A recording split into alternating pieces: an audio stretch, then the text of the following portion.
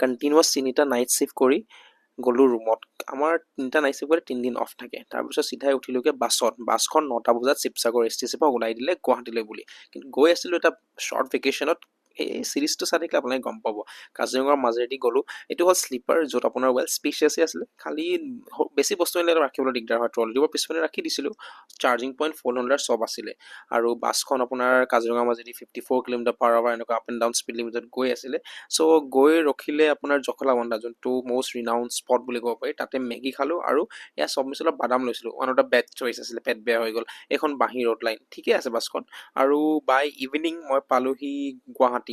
অকণমান লং জাৰ্ণি হ'ল 9 hours। গুৱাহাটীত থাকিবলৈ এটা হোম ষ্টে বুক কৰিলোঁ, নন স্পনচাৰ। দেখাইছোঁ ৱেল স্পেচিয়াছ বেডৰুম, লগতে ক্লিন বাথৰুম আৰু এটেচ কিটচেন আছে, য'ত আপুনি নিজে বনাই খাব পাৰে। বিকজ সেনেকৈ আৰাম লাগে। আজিৰ দিনটোৰ এইটোৱে আছিলে মোৰ সৰু এটা mini blog. Thank you, do subscribe.